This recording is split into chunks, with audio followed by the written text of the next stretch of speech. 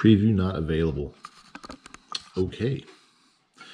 Well, let me pull up the YouTube app.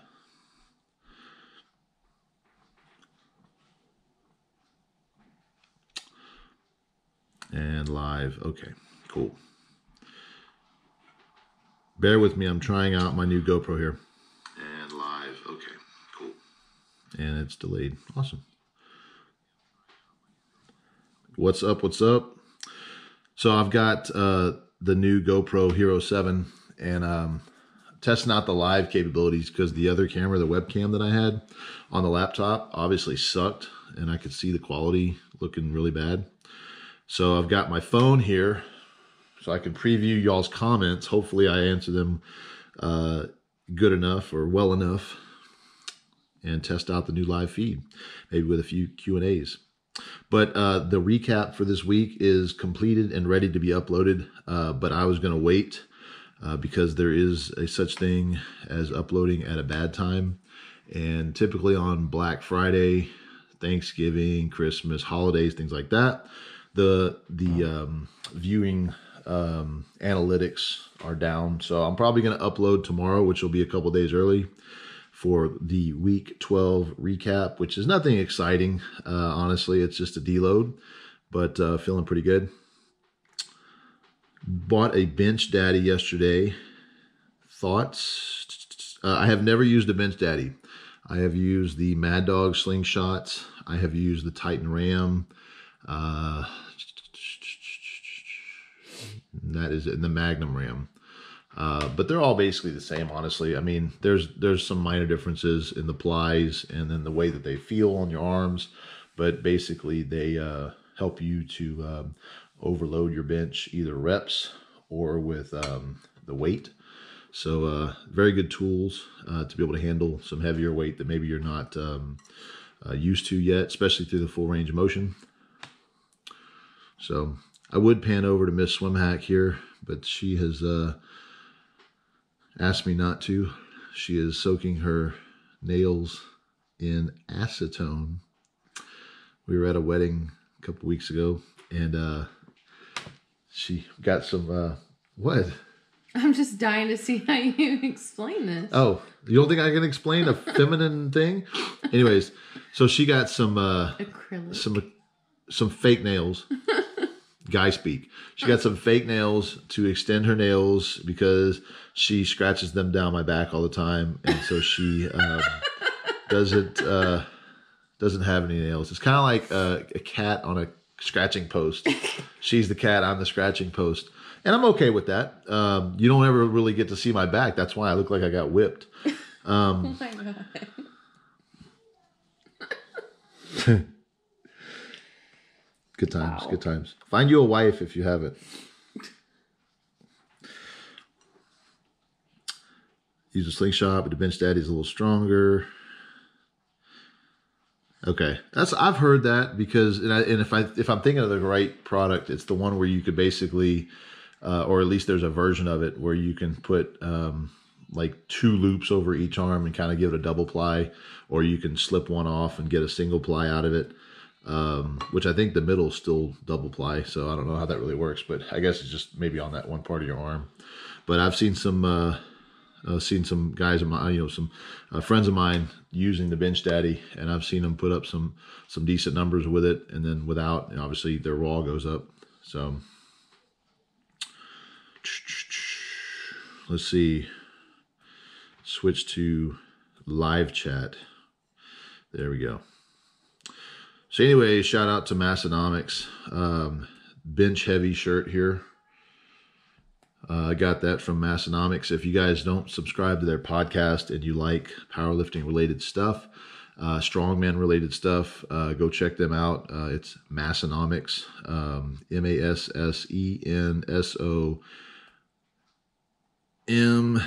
Massonom, ICS. But they got some really cool gear. They got lift shirts, kind of like the Miller Lite logo, but it's just for like it says lift on there. The Bench Heavy shirts. They got some cool products over there, and their podcast is really cool too. They cover, like I said, some of the latest powerlifting news, strongman news, strength sports, things like that. They do like an open powerlifting stat of the week, just to kind of let everybody know what's going on in the powerlifting community. I mean, there's a lot of good podcasts out there, but I think theirs is kind of unique in a way that I don't know how to really explain it, but it's just, check it out and see if you like it. I appreciate that. I hope everybody had a good Thanksgiving. Woo Party 12. How frequently should I take a deload? Benching around 350. Well, everybody's a little different when it comes to deloads. Deloads are a way for your body, a deload / reload, they also call it, is a way for your body to recover while actively being engaged in the gym and not just sitting on your butt. For example, like this is a deload week for me, and I'm already done. So I'm basically resting at this point, just chilling until Monday. But on last Monday, I hit my bench sets, went home, came back the next day. Normally I take a Tuesday off. This week I didn't. Did my squats and my deadlifts kind of combined because they're fairly light, not just in this time of training, but definitely on a deload. Wednesday, I did my shoulders and my kind of my upper accessories. That rounded out the week, basically wrapped it all up in 3 days. And then Thursday, obviously, Thanksgiving, holiday, don't want to work out myself anyways for just family time. And then it kind of allows just for the schedule to open up instead of having to figure out, when dad's coming home from workout and we can go eat and that kind of stuff. And then so naturally getting everything done early in the week, didn't have anything left for the rest of the week. So today being Friday, just taking it off. Saturday, going to take it off. Sunday, going to take it off.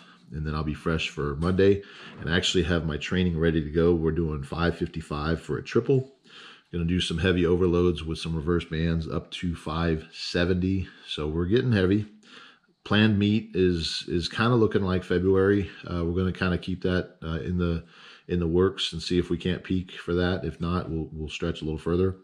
But back to your deload question, what I would do is base it on how you feel in the past is probably the best way to do it, and trial and error. But if you're getting tired when you go into the gym, let's say on a Monday morning or whenever you do your first day of the week, and you know that the last week was pretty rough, and it happens like that pretty frequently, where every 4th week or 5th week or 6th or whatever, that's how you kind of feel and you're kind of crummy in the gym.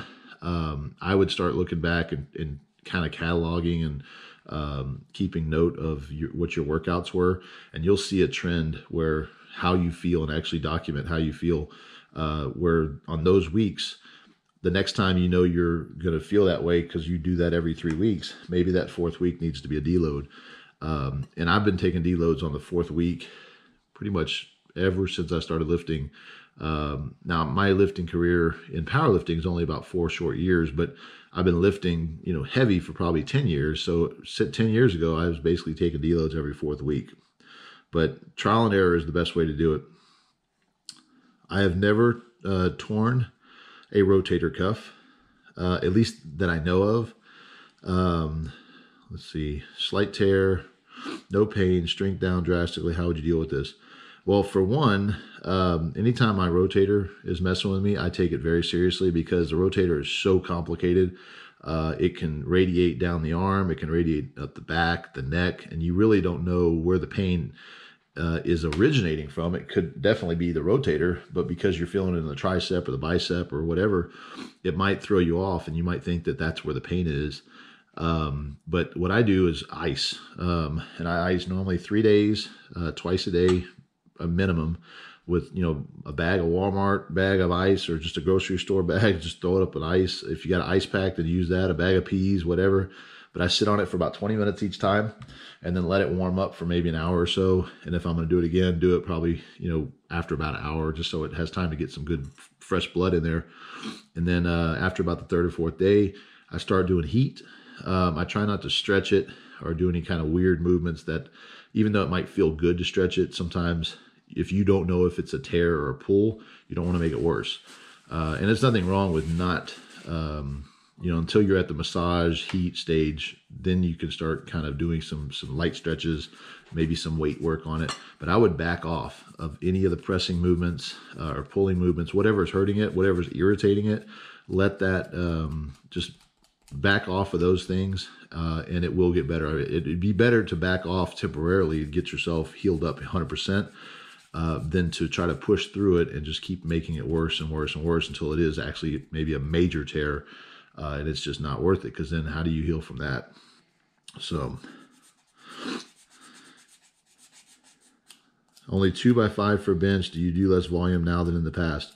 Not, well, somewhat. Obviously, as heavier you get, your body is only got so many calories to burn, and even though I eat a ton, I go to the gym, and if I'm having to do 5 sets of 5 with 540, by the time that fifth set comes around, I am gassed, and then I still got accessories to do, and I attribute a lot of my success to the accessory work. So we hit the weights hard and heavy in the beginning of the workout, just enough sets to get me where I need to be, and then I move on to the accessory work, which is where the magic happens. So when I'm doing my tricep rope, when I'm doing my back, my rows, my dips, all the accessory stuff, I'm in there for an extra 75% of the time with just the accessory work. But yes, absolutely, my volume in the beginning of the season when I start out right after a meet is typically sets of 8 to 10 for 3 and 4 sets. Maybe even more, 5 sets of 10, whatever, 10 sets of 10 even.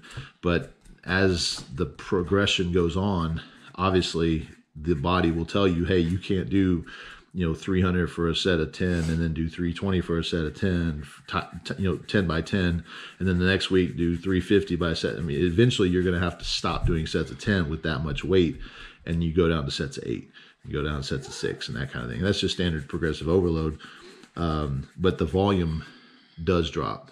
Now, it's because my goal is strength, not size necessarily, or building up new muscle throughout the whole season. Right now, I'm definitely in a strength phase, so my goal is to get as much weight on the bar as possible safely, and to keep progressing to lower and lower rep sets so that I get to my 1 rep max.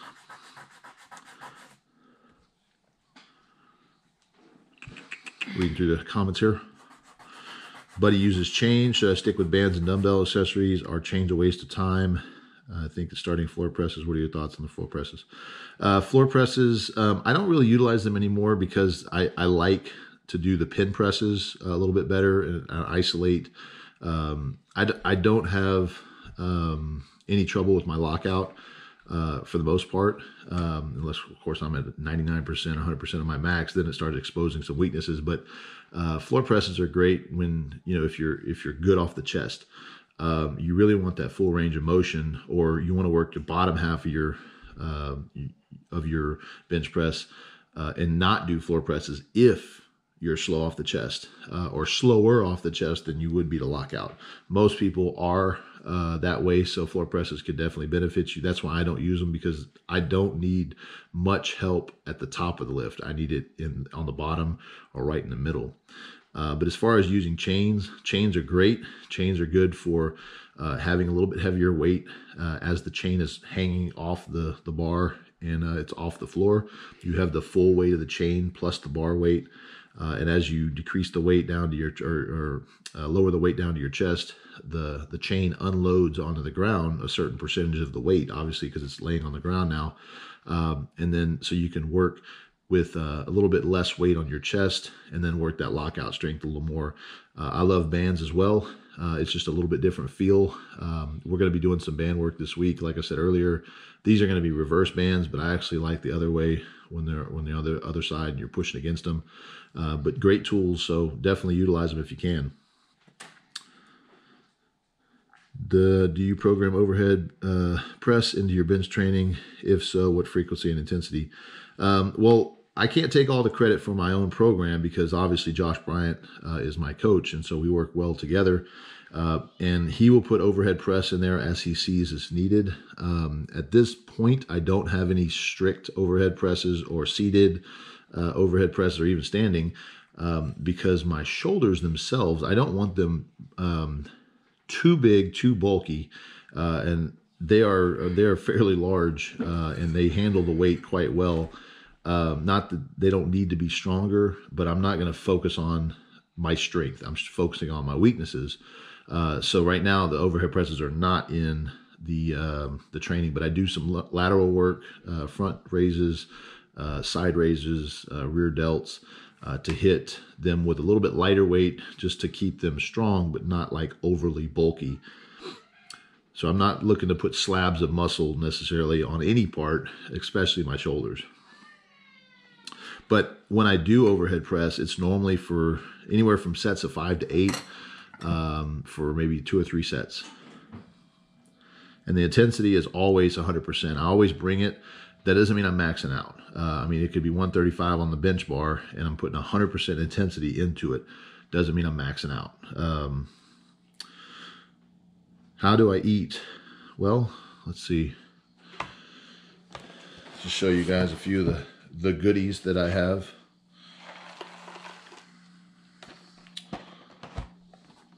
Here, I'll just make it easy. Yeah. Oh, yeah. Yep. Those are just my sweets. That's not how I'm like eating all the time, though. But I've had those for probably a few days to a week each. And it's just kind of a snack after I'm done eating. But I eat, breakfast. Nothing. Just listening. Oh, you want to be on camera? No. Anyways. Did you Black Friday shop? Oh, we're not getting into that right now. That's a sore subject. So I typically eat between 6,000 to 10,000 calories a day, depending on the day. Deload weeks are a little bit tougher because I'm not spending as much energy in the gym and working out. And I really am just not as hungry. And it is really hard. I mean, I'm already sitting at, right at 293. Some mornings waking up at 295. That's kind of my body's natural limit that it wants to be at. So even when I go sit down to eat and I pile up my plate full of food, I get about halfway through it and I start feeling full already. So I've kind of got a self-governing limiter, where as long as my strength is not suffering, and it's not, I just go off of how hungry I am. So it's not like I'm just piling in the food like a strong man, eating every 3 hours or anything like that. I normally eat 2 major meals a day and a breakfast. And the breakfast is not huge, but it's probably about 1,000 calories. I mean, it's not massive. And then, drink my water and things like that throughout the day. Najim, I appreciate that. Presently benching 365, have your first competition mid-January. What workout routine would you recommend if you want to hit 400? Well, mid-January is about 10 weeks out-ish. No, 8 weeks. I think it's 8 weeks out. So what I would do is start peaking.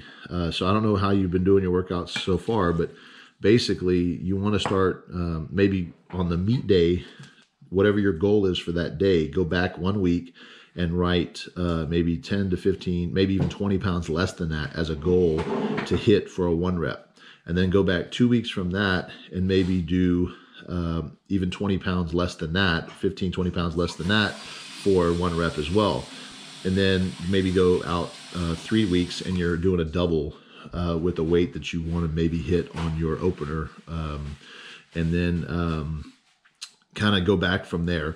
There's not a surefire way to do it, but basically what you're doing is you're forming kind of a reverse pyramid, where if you look at it from now until the meet, you're peaking, and that's what we call a peaking phase. So you're taking the number of reps that you're doing now and you're decreasing it over the next 8 weeks until you're reaching potentially your 1 rep that you're wanting to hit at the meet. And you do that with all lifts. Now, every training program is not the same. Some of them will do a little bit slightly different approach. But in my standard progressive overload training, that's kind of how I do it. So if you're looking to hit 400 and you're presently, hopefully you're not benching 365 right now, but that's your max currently. You're probably working with 300 to 320 right now, I'm guessing, on reps. So slightly increase that weight each week towards your goal weight and lower the reps. That's the easiest way I can describe it. Have any advice for a beginner coder? How to learn? Honestly, here's how I learned. I bought a book for dummies, and I literally learned it overnight. And then I just practiced it and practiced it and practiced it. And it's like any language. If you don't use it, you're going to lose it. And you'll keep the basics of it, but you lose your edge. I know sometimes I go a couple weeks on end without actually programming, and I'll get back into it. And it's really, I have to kind of take my time getting back into it. And then once I'm in the groove, I'm back. But find a coding language that's popular that you think, if you're wanting to make money at it, definitely Java and things like that. C, I don't know what kind of programming, like if you're wanting to do applications for a computer, or if you want to do web, which they can be one and the same as well. But find a niche that you like, and just pick a program, and just read up on it, learn it. They're not that complicated. And honestly, you learn one, you can learn them all. So good luck with that.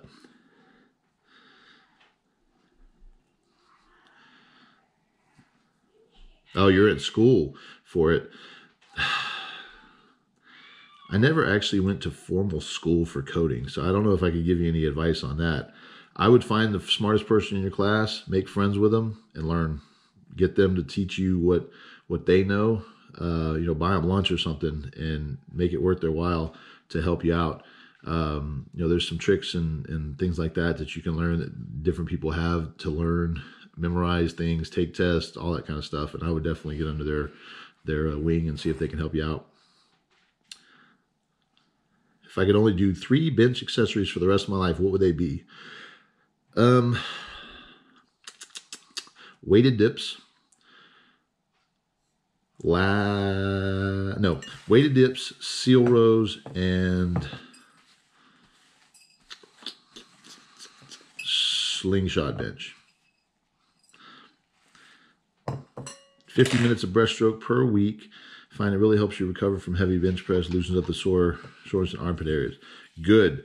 I'm an advocate for swimming as well on recovery. I don't get to do it as much as I like, but your rotator cuffs, your shoulders, your back, pulling movements versus pushing movements. Obviously with bench, if you're able to pull a little bit, which breaststroke you're pulling, not straight back, but you're definitely doing a pulling motion, can help counteract some of that soreness. But glad it's working for you.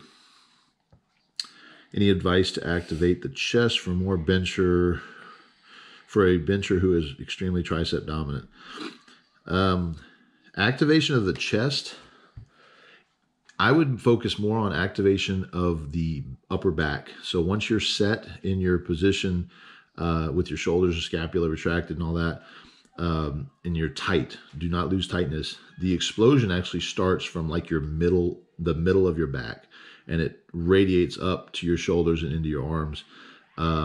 Your legs are there for stabilization. I mean, you say leg drive, but your legs don't actually push the weight. So the leg drive is more of a stabilization. It's more of a whole body tension that keeps you tight. It's a cue. But as far as activating your chest, if you're tricep dominant, I'm assuming you're probably a little bit closer grip, because that's where you get a better push. I'm assuming that. So you're probably not going to activate your chest as much as you'd think. I very rarely feel my chest in bench press, believe it or not. Now, I am very close grip, but my chest doesn't actually feel, I don't feel that my chest is moving the weight. It's my back and my triceps. So if you're tricep dominant, focus a lot on your back. If you're wide grip bencher and your chest is moving a lot of the weight, then obviously chest activation is kind of a given, because you're already activating your chest just by being wide and coming down at your chest.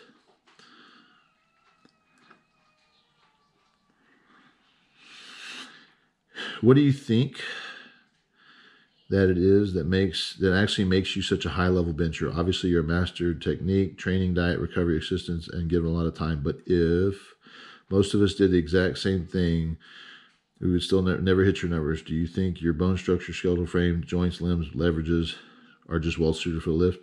Absolutely. There's no doubt about that. I mean, genetically, I'm gifted, and I will say that every single time. Not only physically, but mentally. I approach the bar, and I don't know if I would. I probably would, honestly. I've really thought about it, but it's easy to say that because I'm sitting where I'm at. But had I not been a swimmer, I probably would not have built up my joints and tendons and ligaments and the underlying structures to the strength that they were when I started. Because a lot of guys, they'll get in the bench, they'll build these huge bench press numbers, and they get hurt because of the little things, the ligaments, the weak points. When swimming for 15 years, my triceps will never have a problem. And if they do, it's obviously things can happen, but it's not going to be like a reoccurring thing or, oh my goodness, my triceps are always so weak. My triceps are bulletproof because I swam for miles and miles and miles and miles per week. Pretty much every day I was swimming 5-6 miles in the pool. And so I'm constantly using my triceps and my back muscles, my chest a little bit, my legs, not so much. But when I went to go start bench pressing, once I learned the general technique, it wouldn't stop, and it still hasn't stopped because I can literally add 100 pounds of muscle on, and as long as I utilize that muscle properly, the joints, the underlying tendons, everything underneath that is set. It's already there. I'm not growing a bunch of muscle on top of weak frame, and then having that weak frame break down on me during a lift, and then that tearing something or whatever. But as far as what makes me such a high level bencher, I think if I had to pinpoint one thing, which is impossible to just pinpoint one thing, it would be the fact that I didn't start out like a lot of guys do. When I got under the bar, I didn't care what the weight was. I just figured I'm just going to move it. It didn't scare me to be under 315. It didn't scare me to be under 405. I wanted to move that weight. And I knew I could because I didn't know that was upper limits of human genetics by itself. I didn't know that the other guys in the gym weren't pressing 500 pounds. I thought they all were. So my ignorance actually served as, kind of a benefit, because I'd go to the gym and I had a trainer at the time who was a 500-pound bencher, and I just thought that was normal. I didn't think that he was ungodly strong. I just figured, hey, he presses 500. I'm not quite there yet. I want to be there. And then when I got to 500, he was like, dude, you could go 555, no big deal. And I'm like, cool, let's do that. And then when I went to 555, I was like, well, what's wrong with 600? Let's do that. And of course it was ugly and it wasn't, competition worthy and things like that. But it wasn't until I got to 600, posted it on a YouTube video, and then had a couple people say, hey, that's not a legit lift. You have a heavy spot. The guy's hands are all over the bar. Your butt was off the bench. You didn't lock it out, blah, blah, blah, blah, blah, all that stuff. And I said, well, who cares? Like, why does that matter? What are you trying to tell me? Like, that'd be like me going out and running a 40 with my kids and some random guy pulling up in a car and saying, dude, you'd never make the Olympic team, even though you just ran a 3.8. Well, okay, I don't care to make the Olympic team. I'm just running with my kids. Leave me alone, bro. So I kind of started researching it because somebody goes, well, you could actually have like a federation world record if you did that lift just in a competition. And I thought, that'd be kind of cool. I'm getting older, I'd like to have some numbers that are down. And I was under the belief that, people would say, oh, I used to lift this or used to lift that. So I videoed everything because I want to show my kids. I want to show them, oh, this is what dad did when he was, 20, 30 years old. And I'm not just lying about it. Like, oh, back in the day, I used to do this. I'd be like, here's a video of me actually doing it. So that's really why I posted that. So I had actual documentation of me lifting that much weight. And it turns out that, somebody goes, well, you can do this in a powerlifting meet. And so I did, and I was humbled. And my 605 bench turned into a 474 bench officially. And I thought, that's not going to work for me. I want 600, and started chasing 600. I didn't know until I actually got close to a 600 bench in a powerlifting competition, which was basically 2016, that I was anything special. I really had no clue. I just went into a meet. I figured, okay, there's not a lot of people here. That's why I'm winning. I didn't realize that my weight was actually pushing out some of the top benchers in the world. And then when I started doing research on who these people are, because I had no clue, I had absolutely no clue. I remember watching some videos on the Animal Cage and seeing Jeremy Hornstra and some of the, Alan Barria, who did like 500 for a set of 12 or somewhere in that range, and then 405 for a set of 20, and just saying, wow, that's really cool. There's people that are stronger than me out there. That's what I want to strive to be like. Because I want to get stronger. It wasn't for any particular reason. I just wanted to be, I figured I'm strong, might as well get stronger. I didn't have any holes to fill or any voids to fill that I had to be strong to make myself feel better. I just figured I'm strong. Why don't I just use this gift and just go from there? But when I finally put up like 590 and 600 in a competition, and I started seeing that I was ranked like top X number in the world in all time, I thought, that's really freaking cool. How in the world did I show up here? And I had to go back and realize that I just had my head down the whole time, just working out. I didn't care about what anybody else was doing. I didn't get scared because, 550 is a really good number, or 500 is a really good number. Oh, I could get injured under that, or if people have done far less than that and been the best of the best. So I'm still not at that point. And that's the scary thing. I realize that 700 is a whole nother level, a whole nother number, but I've already attempted it twice, and it felt really good both times. There were some weaknesses that were there that prevented me from doing it. I went back to the drawing board, and here we are almost a year later, which is plenty of time for me to work on this. I've done far greater jumps in weight in less time, but I also am not just in the sport of powerlifting to put up big bench numbers. I'm here just to have fun and to enjoy my life. So I wanted to go and put up a full meet number. I put a goal up there for 2,100, which at the time was pretty lofty, but I figured, what the heck, why not? June, I missed it. Had a lot of haters say, oh, well, you should really bow out of the full meet. You shouldn't do that. You should go back to benching. You're not going to be a 2,100 person. And what happened in August? I put up 2,100 pounds. And to me, that's still not that big of a deal.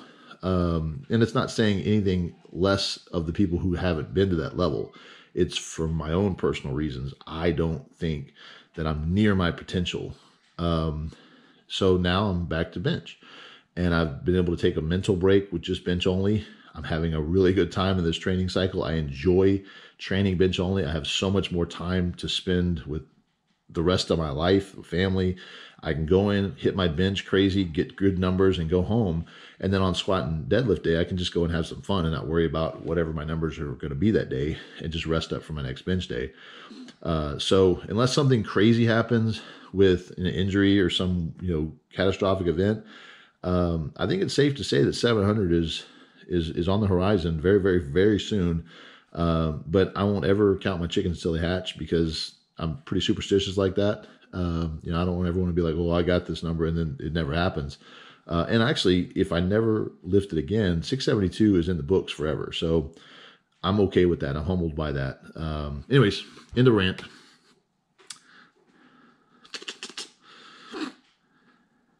What's up, Famer? 500. I remember that, man. Hit it. I am 6'1", and I've got a 23-inch range of motion with a 19-inch close grip. So my hands basically on the bar, 19-inch apart between index fingers. I don't know how often you bench, Famer 7. Typically twice a week for me is good, especially when you're in the 500 range. Bench once with the heavy bench, and then on another time with shoulders and maybe even a lighter bench or bench accessory, dumbbells, but not hitting super heavy twice a week so that you have time to recover. If I'm focusing on building a big bench, would it be okay if I took a break from squatting but incorporating accessories like Bulgarian split squat? Yes, absolutely. That's exactly what I'm doing now. My squats have dropped down. Instead of training with 500 and 600 pounds, I'm training with like 405. Deadlifting with like 495. I do Bulgarian split squats with like 30 and 50 pounds, depends on the week. I do leg press with like 300 pounds, 400 pounds, just enough to get some extra sets in. Leg extensions, leg curls. I do Meadows rows, back rows, T3 raises. Those are some of the upper accessories I do, but I do them on the leg days just to kind of fill in the gaps. But yeah, I think that's perfectly fine. What's my day job? I run a web design company, and I train people online with powerlifting.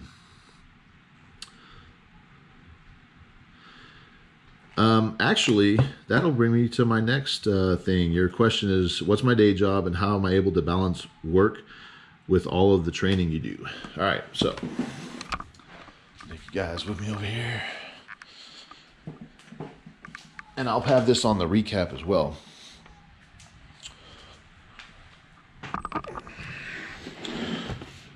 So in the November-December issue of Power Magazine, if you go to page 49, I've got a pretty nice article here that they so graciously allowed me to write on balanced life. And so basically, you can see, basically what I do is I go into some of the strategies that I use to keep a balanced life. And that is, when to train, how to train, keep your that they're in the know. But then also knowing when to cut that short if you have to spend time with your family or your job or your other kids out. Sometimes you have too many things going on, and you can make a choice to cut a few things out. You can choose not to go to the bar and drink with friends for 30 minutes or an hour a week because you need to have that time to do something else. And so with me, it's very simple. I have my family time.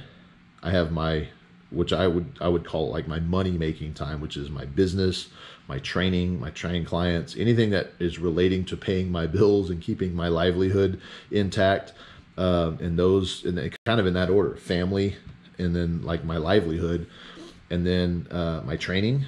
And it's just, right now it's just for one sport. It's just powerlifting, and right now it's just bench. So really the commitment is, I normally separate about 4 hours on Monday for my bench workout. That's traveling to and from everything.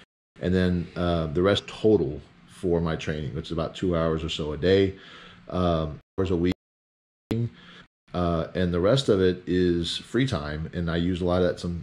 Will obviously be, with family, hanging out with the kids, or friends. And then, I do a lot of volunteering. So if I'm not volunteering, I'm training. If I'm not training, I'm with family. If I'm not with family, I'm sleeping. That's very simple. I don't have a lot of extra stuff going on, and that's the way I've set it up. Now, I can balance those things pretty easily because there's not that much stuff, honestly, to balance.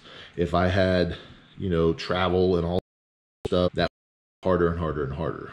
So I have trimmed off the extra fat, if you will, extra stuff or whatever, and I have time to do what I need to do right now. But if you guys, want to pick up a copy of the Power Magazine, you can pretty much find it at any Barnes & Noble or any magazine store. I know they have a website, the Power Magazine. You can find them on Instagram, the Power Magazine.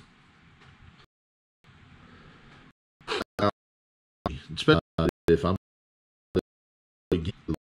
just a number, just me gaining mass in order to put up certain weights. It's not out of the question, but I also have 193 pounds. I have been the lightest person that I've had. There's really not a dire need for me to gain 30 pounds of muscle. First of all, I've got a competition in potentially 10 weeks. For me to gain that much weight in 10 weeks is not going to happen. And even if I could, it's not usable. I haven't trained that muscle. I haven't trained those new leverages. Everything, the range of motion would change. So at this point, I would rather put up a 700 plus pound bench